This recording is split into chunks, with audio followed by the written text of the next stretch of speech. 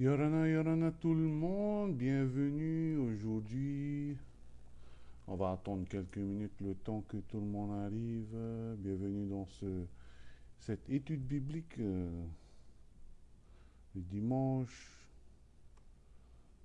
Attends, comment ça, j'espère que vous avez bien passé votre dimanche, hein. Comment allez-vous? Et mes premiers fans. On attend encore quelques minutes là, le temps que les gens arrivent. Attends, où est-ce que j'en ai là? On va attendre une minute, hein, et ensuite on va commencer. Voilà. J'espère que vous avez eu un bon dimanche de repos. Et je prends pas mes notes, hein. Je prends mes notes. Voilà. Comment ça va? Ah, il fait chaud ici quand même, hein. Voilà. Voilà, j'ai mes notes là. Alors, vous m'entendez bien? Je juste vois si le micro est bon. Si quelqu'un peut m'envoyer un pouce en haut là.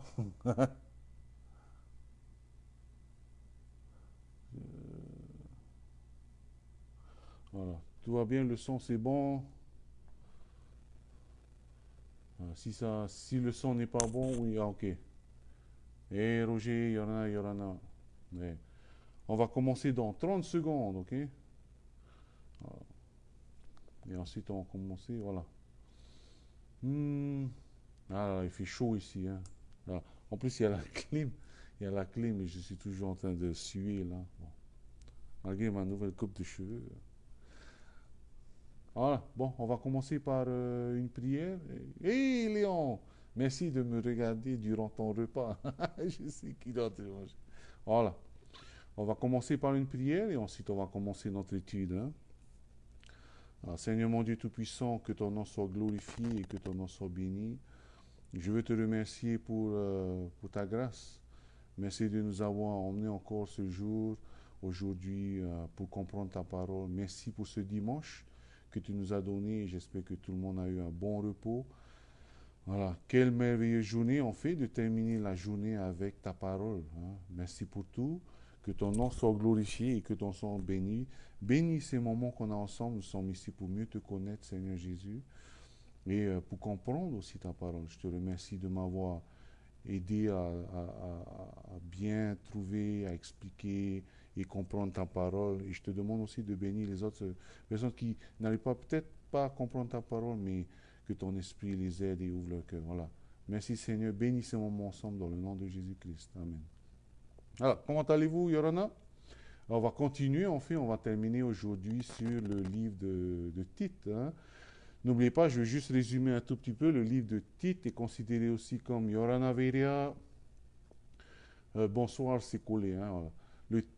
Le livre de Tite est considéré comme un livre pastoral, hein, comme j'ai dit, et qu'en fait, c'est hein,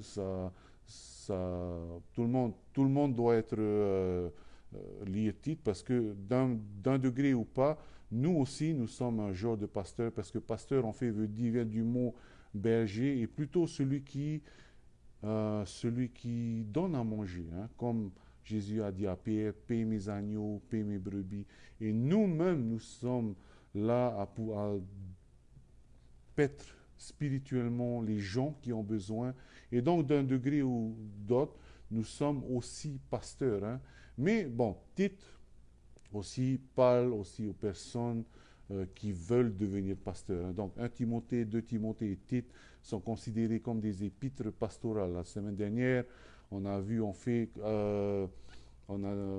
a étudié un peu comment est-ce que l'organisation, la structure de l'Église, auparavant aussi, que c'était pas en fait un bâtiment, mais c'était plutôt que les gens avant accueillaient les gens dans leur maison. Et le groupe de personnes, ça c'est l'Église. Et jusqu'à maintenant, hein, bon bien sûr que maintenant on a des bâtiments, mais ça c'est l'Église sur un papier, mais ce n'est pas l'Église vraiment que dans ce dont la Bible parle. L'Église, ce dont la Bible parle, est l'organisation, le regroupement en fait de tout, de chaque chrétien. Et ces chrétiens peuvent être partout, bien sûr, hein.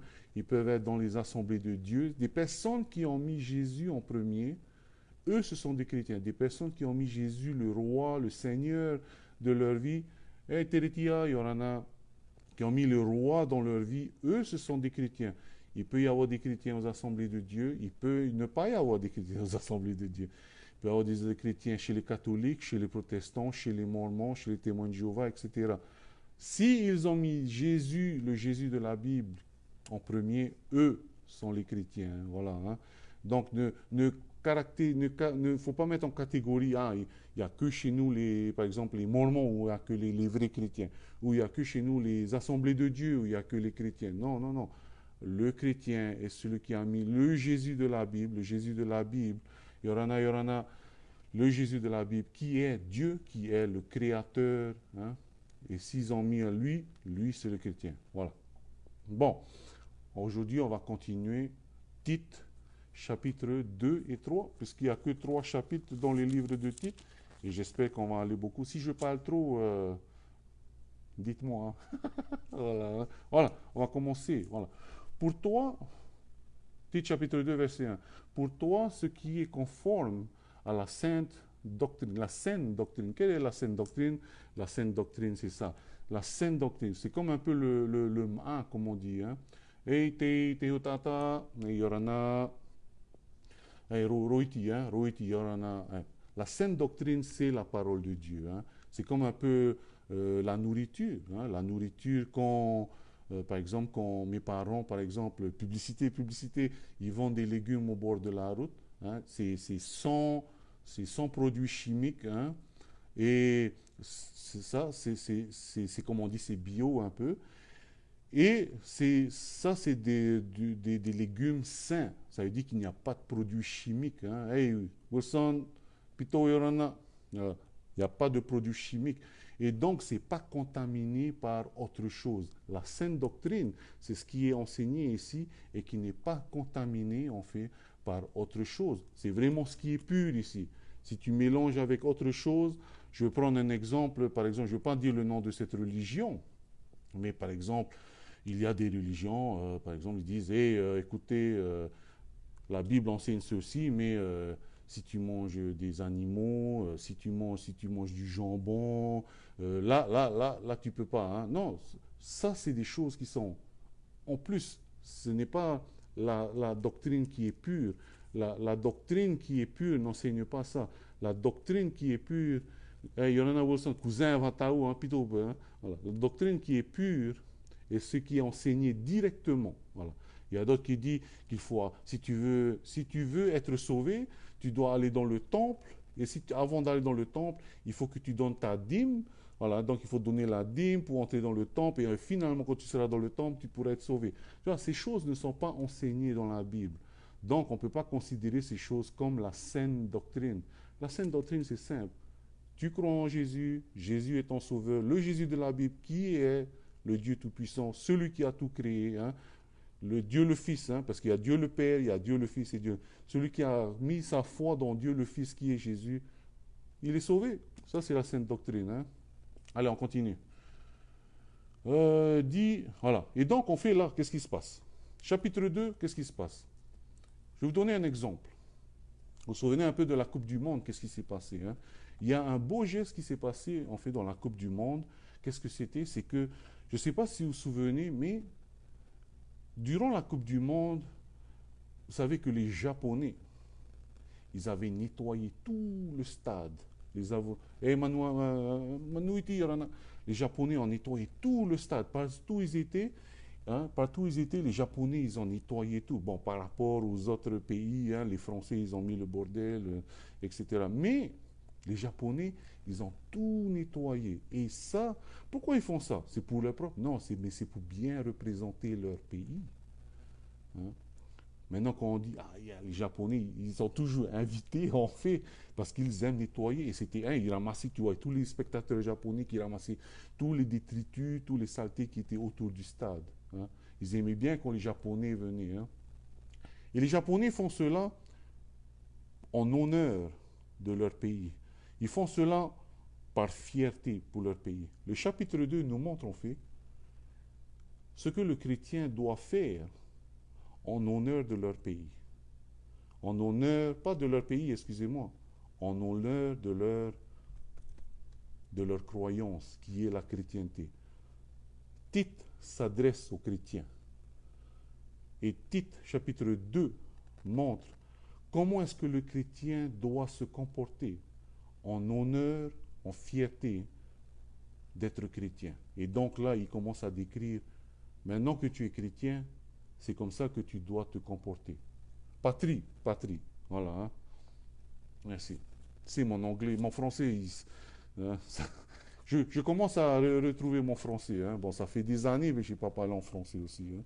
Voilà. Donc là, il dit que pour toi, c'est la saine doctrine.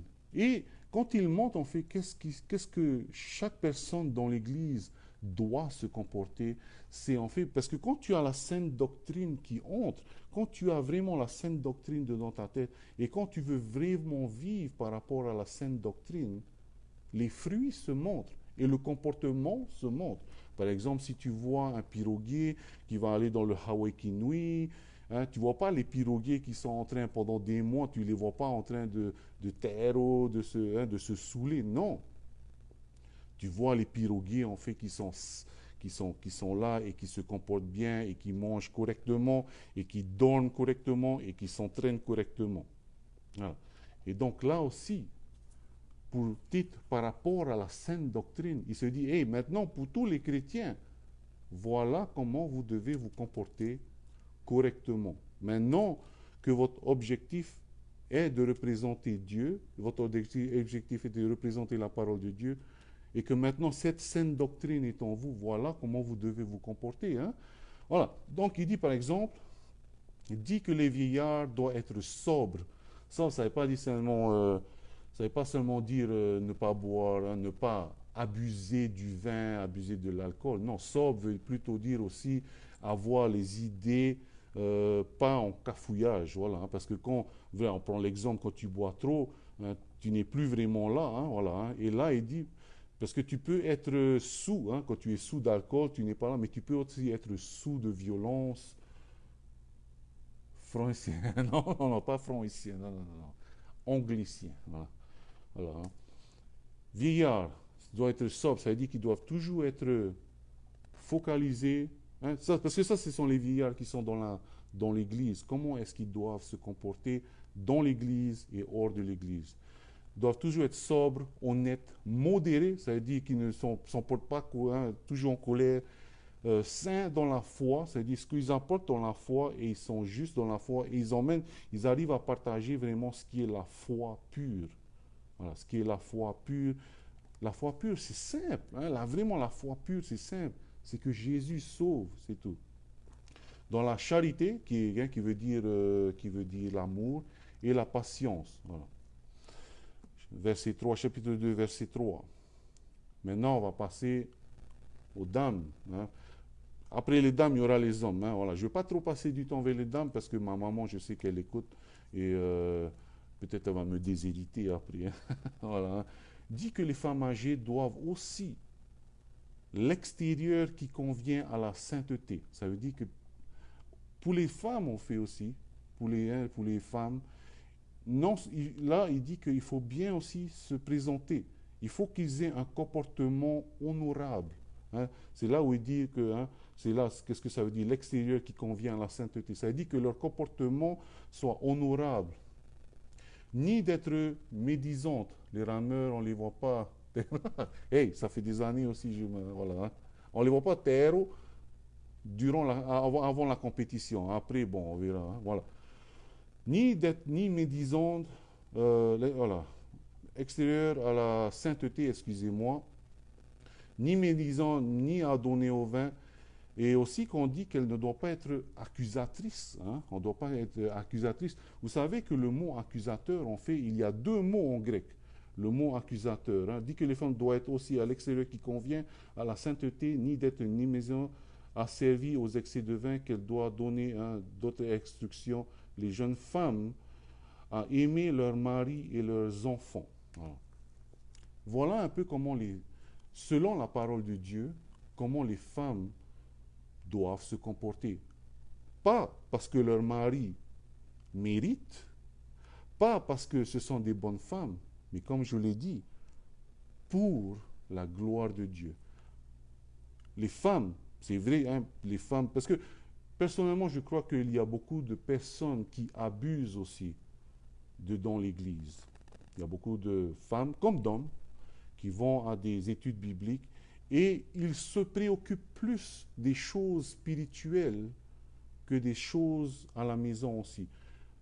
Et là, Paul raconte que dans l'Église, tu veux montrer aussi, femme, tu veux montrer, femme et homme, tu veux montrer que tu es un être spirituel et que tu veux montrer aussi que tu es une personne spirituelle. Non seulement c'est bien que tu ailles à l'église, c'est bien que tu aies un ministère dans l'église, mais aussi le ministère se passe à la maison. Et là, on dit pour les femmes âgées qu'elles doivent être honorables, hein, ni être médisantes, ni à donner au vin, hein, ni à donner au vin, et qu'elles doivent donner de bonnes instructions. À qui? Aux jeunes femmes. Hein, elles doivent être retenues dans le but, verset 4, chapitre 2, verset 4, dans le but d'apprendre aux jeunes femmes à aimer leur mari et leurs enfants.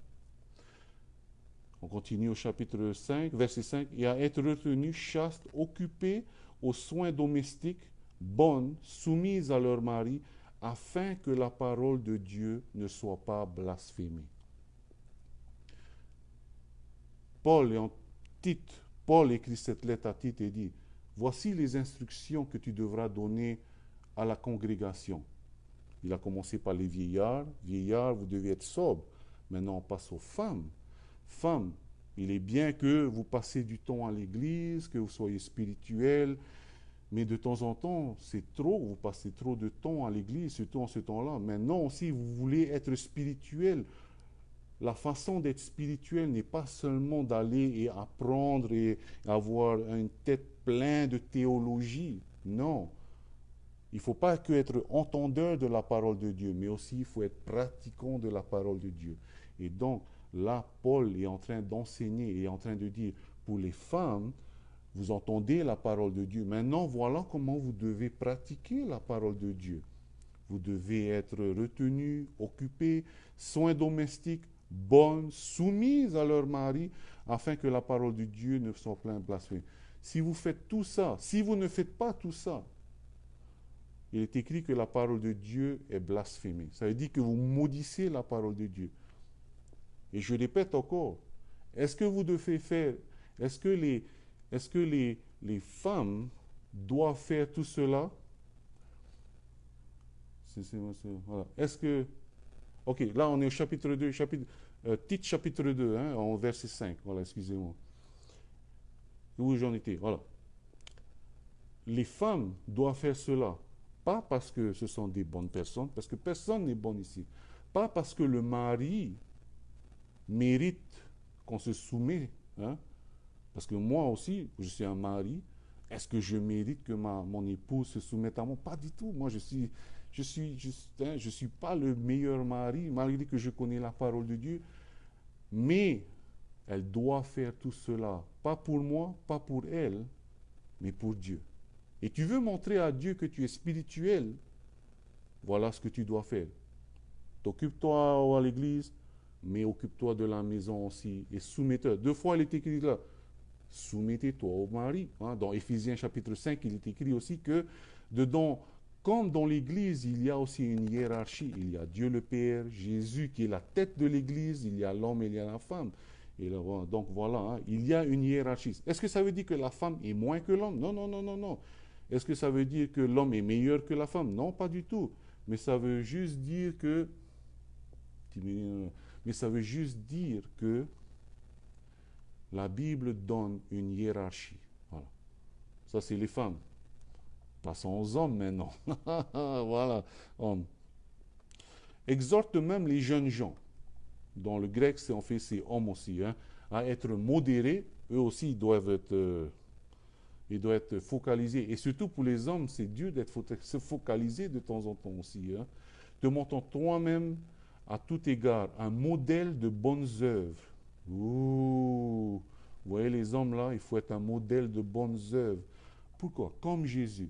Le mot en fait en grec est paterne, hein, paterne. Ça veut dire que c'est les mêmes choses qui se répètent. Vous voyez, par exemple, mon père, par exemple, il m'a, mon papa, il m'a appris à faire la cuisine, hein, et moi, j'apprends à faire la cuisine. Hein, mon papa, c'est un Thaïsien, mais il fait la cuisine chinoise. Voilà. Et moi, qui est demi-chinois, je fais la cuisine chinoise, j'enseigne ça à ma fille, et mon papa, il a appris ça de ma grand-mère. Voilà. Et donc, on voit ceci par exemple. Voilà.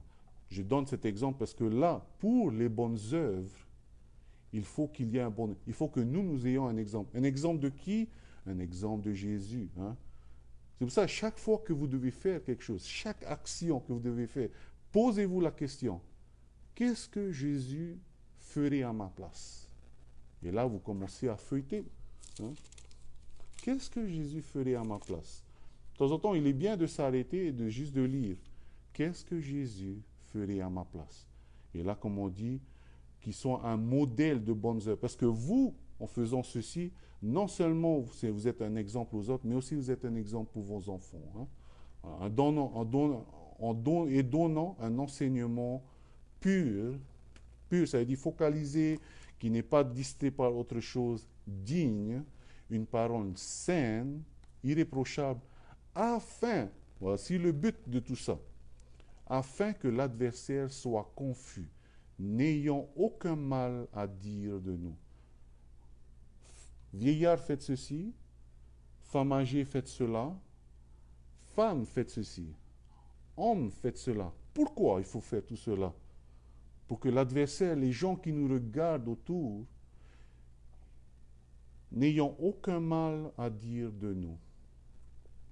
Imaginez, vous allez à l'église un jour et que vous voyez quelqu'un qui dit, lui, hier, il a fait ça. Hein? Non, voilà, donc, c'est mieux de ne pas faire. Donc, les bonnes actions, soyons un modèle. Et n'oubliez pas, ceci s'adresse aux personnes chrétiennes. Et donc, Paul écrit à Tite pour dire, hey, parce que eux deux, ils ont monté l'église à Crète. Ils ont monté l'église à Crète. Et maintenant, Paul est parti. Et voici les dernières instructions que Paul donne à Tite. Voici maintenant, tu devras leur dire que c'est comme ça qu'il faut, hein, c'est comme ça qu'il faut se comporter. Alors, vite fait, verset 9. Exhorte les serviteurs à être soumis aussi, les serviteurs bien sûr qui sont chrétiens, serviteurs dans notre langage contemporain maintenant, on dira peut-être les ouvriers, les employés. Hein. Exhorte donc les employés à être soumis à leur maître, à leur plaire en toutes choses, n'être point contredisant. Qu'est-ce que ça dit contredisant? Toujours en train de répondre, voilà. Hein. Toujours en train de, voilà. Si vous avez vraiment un problème au travail, pas la peine de répondre. Déposez tout cela à Dieu. Mais faites votre travail bien. Parce que qu'est-ce que c'est en fait? Vraiment, qu'est-ce que c'est? Au-dessus de votre patron, qui dirige en fait l'entreprise dont vous travaillez? C'est Dieu. C'est Dieu qui a donné l'opportunité à votre patron d'avoir.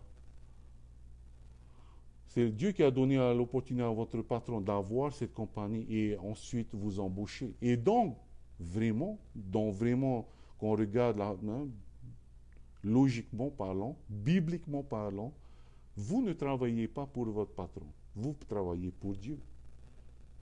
Et donc là, on dit qu'il ne faut pas voler, il ne faut pas cacher des choses, et aussi il ne faut pas répondre.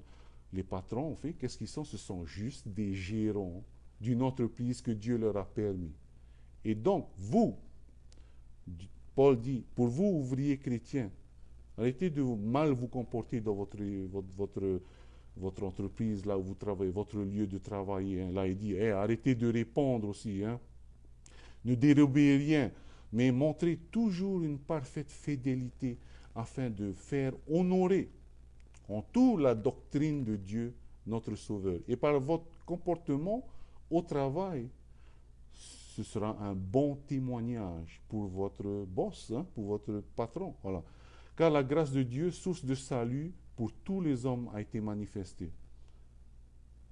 Peut-être beaucoup de personnes se disent, tu ne connais pas comment mon patron me traite. Peut-être je ne connais pas comment ton patron te traite. Mais toi, tu ne sais pas comment Dieu, Jésus, il a été traité pour que tu sois sauvé. Et donc, si tu peux juste fermer ta bouche au travail, hein, amen, voilà. Voilà, on va vite passer. On va aller au verset 3 maintenant, chapitre 3, le dernier chapitre. Le premier chapitre, comme je vous ai dit, c'est comment bien se comporter dans, dans l'extérieur. En tant que chrétien, comment est-ce qu'il faut bien se comporter? Dans le chapitre 2, ça, dans le chapitre 2. Comment est-ce que, en tant que chrétien, je dois bien me comporter? Maintenant, au chapitre 3, quelles sont les choses que je dois faire et que je ne devrais pas faire? Vous connaissez le dicton? Pourquoi les gens ne croient pas en Dieu? Deux choses. Pourquoi les gens ne croient pas en Dieu? Premièrement, les gens ne croient pas en Dieu, selon moi, parce qu'ils ne connaissent pas, ils n'ont jamais connu un chrétien qui a partagé la parole de Dieu avec eux. Hein? La plupart, la majorité des gens ne croient pas en Dieu parce qu'ils ne connaissent pas de chrétiens qui sont là pour partager la parole de Dieu avec eux. La deuxième raison pourquoi les gens ne croient pas en Dieu est qu'ils connaissent un chrétien qui a essayé de partager la parole de Dieu avec eux. Et à cause de leur exemple, à cause de leur témoignage, ils ont décidé de dire ce truc de Jésus là, c'est pas pour moi. Parce que regarde lui. Lui, il va à l'église. Lui, il va à lui. Hein? Donc, moi, hein, les gens ne veulent pas croire en Dieu parce qu'ils connaissent un chrétien ou ils ne connaissent pas un chrétien. Donc, c'est pour cela qu'il est très important de bien représenter notre chrétienté. Il est très bien de bien représenter la doctrine, la foi dont on prétend croire et à ce Jésus qui est avec nous. Voilà, on lit chapitre 3, verset 1. Rappelle-leur d'être soumis aux magistrats. Magistrats, chef d'entreprise, hein, et aux autorités d'obéir. Non seulement il faut se soumettre aux magistrats, chefs d'entreprise, mais aussi aux autorités, ça veut dire les policiers, etc. Hein, voilà. D'être prêt à toutes bonnes œuvres. Ça veut dire que dès que vous pouvez faire une bonne œuvre dans votre journée, faites-le. Donnez un bon exemple. De ne médire de personne, ça veut dire de ne pas parler de l'autre. Parce que le mot médire aussi, en grec, le synonyme de médire est catégoria. Le mot médire est catégoria. Qu'est-ce que c'est catégoria? Ça veut dire que c'est mettre les gens en catégorie. Médire, mettre les gens en catégorie. Mettre les gens, par exemple, celui-là, je le connais. Il a déjà mis en catégorie. Il est comme ça. Lui, c'est un alcoolique. Lui, il est comme ça. C'est un fumeur de mer. Lui, c'est... Non. Devant Dieu, on est tous pareils. Ils ont tous besoin de la parole de Dieu. Ils ont tous besoin de voir l'exemple que vous donnez. Voilà. Et donc là, la parole de Dieu dit qu'il ne faut pas médire, qui est un synonyme grec de catégorie. Il ne faut pas mettre dans la catégorie les gens. Et un autre synonyme de catégoria, est diablos, l'accusateur. Diablos veut dire accusateur. Donc, mettre les gens en catégorie, c'est accuser, et en fait, c'est ce que le diable fait. Alors, là, on dit, ne faites pas ces choses-là. Ne mettez pas les gens en disant, il dit toujours là, ah là là, je le connais, il n'a pas changé, lui. Donne-lui un bon exemple, hein, voilà. Hein. Voilà. Verset 3, hein, chapitre 3, verset 3. Car nous aussi, nous étions autrefois insensés. C'est sûr, hein, on était tous insensés, désobéissants, égarés, asservis à toute espèce de convoitise et de volupté, vivant dans la méchanceté, dans l'envie digne d'être haï. Voilà. Hein. Mais lorsque la bonté de Dieu, notre Sauveur, son amour pour les hommes ont été manifestés, il nous a sauvés. Donc, de la même façon, Jésus a eu pitié de nous. Parce que nous étions insensés. Nous, toi, moi, on était insensés, hein, pour nous chrétiens. On était désobéissants, hein, voilà. Hein. Tu montais, je montais. Tu disais des gros mots, hein, moins quand même, parce qu'on m'a claqué beaucoup, mais bon, hein, on était tous cela. Mais Dieu, Jésus, dans sa bonté, t'a sauvé et m'a sauvé. Parce que tu es bon? Parce que je suis bon? Non. Parce que lui, il est bon. Et donc, cette même bonté doit être partagée avec tout le monde. Au lieu de dire, non, il m'a sauvé, mais il y a lui, je veux pas lui parler, celui-là. Il ne mérite pas. Ben, comme toi, tu ne mérites pas d'avoir la bonté de Dieu. Comme moi, je ne mérite pas d'avoir la bonté de Dieu. Mais on l'a quand même. Lui aussi ne mérite pas de la bonté de Dieu. Mais dans la grâce et dans l'amour que Dieu nous donne, lui aussi, il est important qu'il découvre la bonté de Dieu. Hein. Donc voilà un peu qu'est-ce qui est écrit. Il nous a sauvés non à cause des bonnes œuvres de justice que nous aurions faites, mais selon sa miséricorde, par le baptême de la régénération. Qu'est-ce que ça dit le baptême de la régénération? La renaissance. Et le renouvellement du Saint-Esprit. Qu'est-ce que ça veut dire? Quand vous avez donné votre vie à Dieu, Jésus est entré en toi. Son esprit est entré. Maintenant, on est chrétien, on a un nouvel esprit. Le problème, c'est que on a toujours cette chair. Et cette chair, comme Paul dit, me tire vers le péché, mais mon esprit me tire vers Jésus, et la chair me tire vers le péché, voilà, hein, l'esprit. Et vous savez quoi? C'est comme un cheval qui se tire l'un contre l'autre. Celui qui va gagner, le cheval qui va gagner en fait cette compétition, est le cheval à qui tu vas nourrir le plus. Si tu nourris ta chair le mieux, la chair va gagner. Si tu nourris l'esprit mieux, l'esprit va gagner. Hein?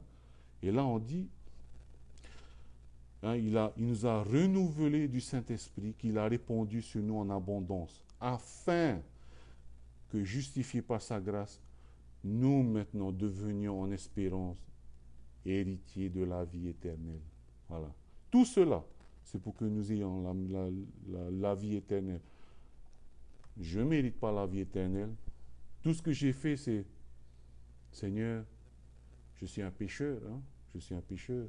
Je ne mérite rien. Je suis rien du tout. Je veux juste que tu m'aides, hein, humblement.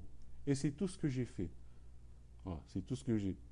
Par contre, il y a des religions qui disent non, il faut que tu fasses ci, il faut que tu fasses ça. Vous vous souvenez quand Jésus, il est mort et il a coupé, hein, le rideau des saints, c'est coupé en deux, c'est déchiré en deux.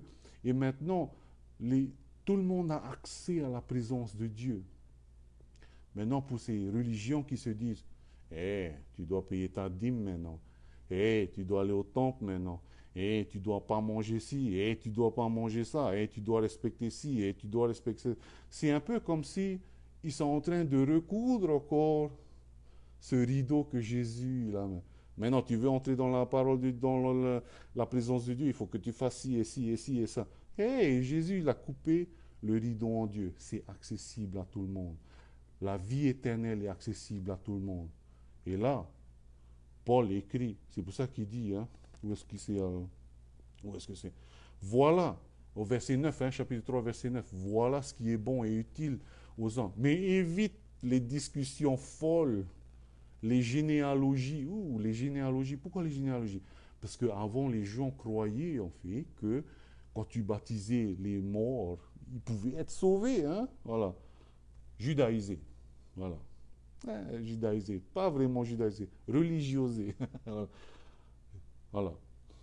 Évite les gens qui ont les discussions folles, les généalogies. Avant, les gens croyaient que même si tu baptisais les morts, cette personne pouvait être sauvée. Qui croit en cela maintenant? Les Mormons. Les gens se baptisent pour des personnes qui sont mortes. C'est pour ça qu'ils ont de bonnes généalogies, les Mormons. Hein, voilà. Hein. Et donc là, il dit, évite ces personnes-là. Hein.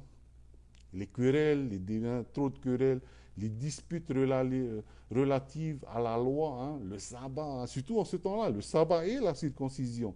Les juifs et les nouveaux chrétiens, ils étaient toujours là en train de se chamailler dessus. Et maintenant que tu es chrétien, il faut toujours que tu circoncises, il faut que toujours tu obéisses à la loi et que tu fais ci et que tu fais ça et que tu fais ci et que tu fais ça. Hey, Dieu nous a sauvés. Maintenant, je dois donner un bon exemple maintenant. Donner un bon exemple. Si je commence à imposer les choses et à devenir une personne, comme Léon dit, judaïsée ou être très légalistique, hein, hey, tu dois faire ci, tu dois faire ça. Est-ce que c'est un bon exemple dans le chapitre 2 parle? Pas du tout. Voilà. Hein. Éloigne-toi après un premier, second avertissement. Voilà. Éloigne-toi de ces personnes-là. Pourquoi? Parce qu'à force, si une personne, tu vois même pas qu'il y a un progrès, qu'il veut vraiment accepter la parole de Dieu, hein, il veut vraiment accepter la parole de Dieu, il ne faut pas perdre son temps. Pourquoi? Parce qu'il y a d'autres qui ont besoin. Il y a d'autres qui ont besoin de la parole de Dieu. Maintenant, parce que le diable sait que si tu commences à débattre 1000 heures avec cette personne, ben, c'est 1000 heures que tu as mis de côté contre l'autre personne qui a vraiment besoin de la parole de Dieu. C'est pour ça qu'il dit là, hey, préviens-le un ou deux fois, mais s'il ne veut pas, sors. Hein. Si tu vois aucun progrès, sors. C'est pas la peine. Parce qu'il y a d'autres personnes qui ont besoin de ça. Voilà. Hein. Et soin de pouvoir au voyage de Zéna, le docteur. Bon, voilà. Hein. Enfin, je termine par le verset 15, chapitre 14, chapitre 3, verset 14 et 15. Il faut que les nôtres aussi apprennent à pratiquer de bonnes œuvres pour se venir. Regardez bien, il n'a pas dit il faut qu'il. Voilà, hein, c'est obligé de faire. Non, il faut pratiquer de bonnes œuvres. Faites de bonnes œuvres pour subvenir aux besoins pressants afin qu'ils ne soient pas sans produire de fruits, hein, le fruit de l'esprit bien sûr. Tous ceux qui sont avec moi te saluent. Salue ceux qui nous aiment dans la foi, que la grâce soit avec vous tous. Voilà. Quel est le message de ce soir? Maintenant que vous êtes chrétien, que vous ne méritez pas, que je ne mérite pas, mais maintenant que par sa grâce, par sa miséricorde, Jésus nous a acceptés dans sa famille, Jésus nous a accordé cette vie éternelle. Il est donc de notre devoir, hein, pas de notre obligation, parce que si c'est obligation, on n'est plus alors sous la grâce. Hein. Donc, maintenant, c'est notre devoir comme chevalier, soldat de Dieu, comme chrétien, comme serviteur de Dieu, de pouvoir aussi partager cette miséricorde. Là est le bon ministère. Un ministère, c'est pas juste quand tu vas à l'église, tu es sur le pupitre, tu as une cravate. Non. Le grand ministère, comme Paul dit ici à Tite, c'est que tu puisses, par ta parole et par ta vie, donner un bon exemple. Et ça, ta vie aussi peut être un témoignage pour les gens. Les gens disent, oui, cette personne, quand il vit, j'aimerais bien être comme lui. Hein. Il se tient bien, il se plaint jamais. En plus, il n'a qu'un travail iri. Hein. Bon, travail iri, je ne crois pas qu'il y a des travail saut de son travail, mais c'est qu'un jardinier, mais il est toujours heureux. Hein. Et là, ils seront curieux, ils vont se dire, ah, lui, je veux connaître qu'est-ce qui lui donne cette joie de tous les jours. Voilà un peu la leçon. Voilà Tite, le livre de Tite pour aujourd'hui. Hein. Comme je vous ai dit, la semaine prochaine, on va commencer un autre livre dans l'Ancien Testament qui est le livre de Ruth. Oh, le livre de Ruth, c'est magnifique aussi. Hein. C'est très important et il y a beaucoup d'images pour notre vie chrétienne. Hein. Voilà, j'espère que. Essayez de lire maintenant tout le livre de Tite. Hein, et maintenant, j'espère que vous allez mieux comprendre et relisez encore pour que ça soit imprégné dedans. Hein. Voilà, il faut toujours relire les choses et souvent le Saint-Esprit nous ramène à sa parole encore. Hein. Voilà. Je vais terminer par une prière et je vous remercie d'être ici ce soir. Hein. Seigneur mon Dieu Tout-Puissant, je veux te remercier pour ta grâce et je veux te remercier encore pour ta bonté. Tu es un grand Dieu et tu es un Dieu Tout-Puissant. Ces choses, maintenant que tu nous donnes, aide-nous si on faillit à ta grâce, si on faillit aux œuvres, pardonne-nous. Que ton esprit nous aide durant ces œuvres, qu'on fasse ses œuvres, pas par orgueil pour nous-mêmes, mais parce que juste on est fier d'être dans tes mains. On est fier d'être héritier du royaume de Dieu. Et maintenant, on veut donner ce cadeau magnifique que tu nous as donné aux autres. Aide-nous à pouvoir répondre cet exemple et à pouvoir répondre cette saine doctrine que tu nous as donnée. Que ton nom soit glorifié, que ton nom soit béni. Bénis le reste de cette soirée et bénis aussi cette semaine qui va commencer. Au nom de Jésus-Christ, que ton nom soit glorifié. Amen. Passez une bonne soirée et que Dieu vous bénisse.